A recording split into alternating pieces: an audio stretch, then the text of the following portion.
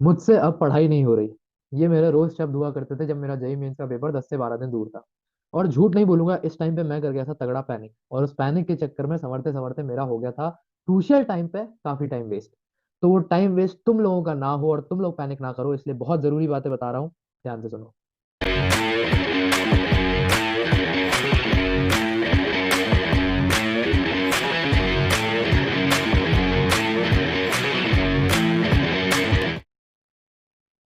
पहली बात, अपने आप को किसी से कम मत समझो। सभी जेई एस्पायरेंट्स कभी ना कभी अपने किसी फेलो दोस्त, क्लासमेट या किसी और बच्चे से जरूर इंटिमिडेट होते हैं। अब ऐसे में सच्चाई ये है कि ना तुम्हें पता है तुम्हारी क्या रैंक आने वाली है, ना उसे पता है उसकी क्या रैंक आने वाली है, ना तुम दोनों को पता है कि एक दूसरे की क्या रैंक आने वाली है। तो पहले से ही ये सोच के रख लेना यार कि उसकी तो आ जाएगी अंडर 1000 और मैं रह जाऊंगा 10,000, मैं रह जाऊंगा 1 लाख पे।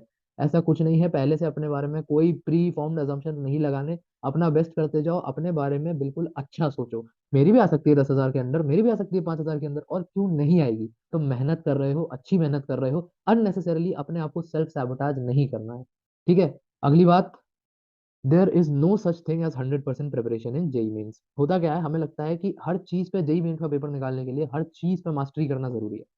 कोई डाउट नहीं है इस बात में कि हाँ जेई मेंस का पेपर तुम्हारा सिलेबस कवरेज चेक करेगा। लेकिन at the end of the day तुम ये रियलाइज करते हो कि जेई मेंस का कंप्लीट सिलेबस कर पाना प्रैक्टिकली इम्पॉसिबल है। हर चैप्टर में इतनी ज्यादा डिटेल्स है कि तुम डिटेल में जाते जाओ जाते जाओ जाते जाओ, वो और खुलता चला जाएगा चैप्टर। लेकिन सवाल ये है कि क्या उस टॉपिक पर जिसमें तुम घुसते चले जा रहे हो उस पर सवाल आता है? नहीं आता। जेई मेंस में बहुत मेजोरिटी सवाल बहुत सिलेक्टिव क्वेश्चन से आते हैं, जो तुम्हारे हाई वेटेज चैप्टर्स है, जो तुम्हें पिछली वीडियोस में बताए हुए हैं। तो 100% syllabus completion will get you know.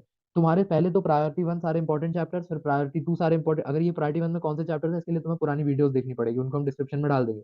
In chapters को कवर करते जाओ और वो भी हो गए हैं तो उसके बाद अथक प्रैक्टिस करना शुरू करो। ये नहीं कि हर लिटिल डिटेल कंप्लीट करे। और अगर नहीं हो रहा 100% सिलेबस कंप्लीट तो डिमोटिवेट मत हो जाओ, अभी भी तुम्हारे पास टाइम भी है और तुम एक अच्छी पोजीशन पे भी हो। कोई बच्चा टॉपर भी नहीं जेई मेंस का 100% सिलेबस पूरा करके नहीं जाता। ठीक है। अगली बात, कोई भी एस्पायरेंट ऑर्डिनरी एक्स्ट्रा ऑर्डिनरी नहीं होता, ऑर्डिनरी या एक्स्ट्रा ऑर्डिनरी होते हैं उसके एफर्ट्स। मैं अपने आप की बात बताऊं, मैं एक बहुत ही बिलो एवरेज बच्चा था 11th क्लास में। सच्ची घटना है, तुम कंफर्म कर सकते हो। मेरे जेई मेंस के पहले मॉक एग्जाम में जो 11वीं में मैंने अपनी कोचिंग में दिया था, 300 में से 4 या 5 नंबर आए थे, क्योंकि 8 आए थे और उसमें 3 मैंने नेगेटिव मार्किंग कर दी थी, ऐसा कुछ हुआ था। 5 नंबर आए थे मेरे, और मेरे फाइनल जेई मेंस में जो पेपर हुआ था उसमें कुछ मार्क्स बने थे 190 या 200, और रैंक में 99 परसेंटाइल बनी थी।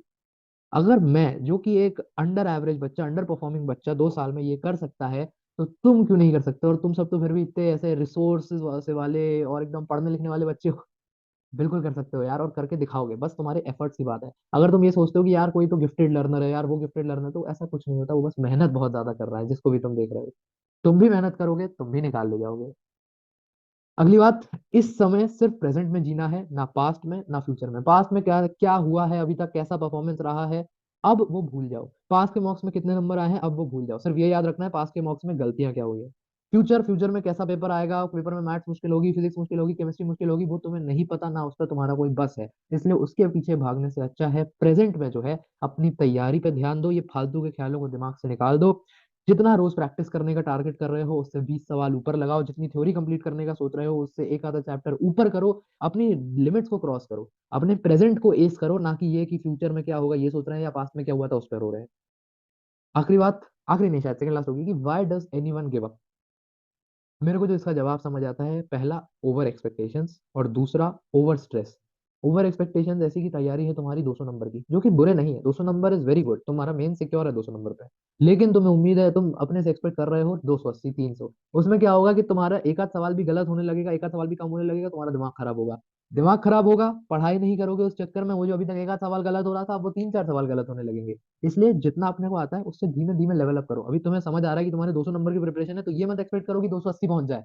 220, 230, 240 और फिर 280 भी क्यों नहीं, बट धीमे धीमे, अननेसेसरली अपने आप को अपनी ही एक्सपेक्टेशन से बर्डन अप नहीं करना है। ठीक है। और दूसरी चीज, ओवर स्ट्रेस। इतना सोचते हैं ना, हम ये लास्ट के 10 12 दिनों में तुम्हारे साथ भी होगा, इतना ज्यादा सोचने लगते हैं कि दिमाग काम करना बंद कर देता है, और आसान चीजें, आती हुई चीजें मुश्किल लगने लगती हैं। ओवर स्ट्रेस के चक्कर में आदमी कर देता है गिव अप, जो कि हमने बिल्कुल भी नहीं करना।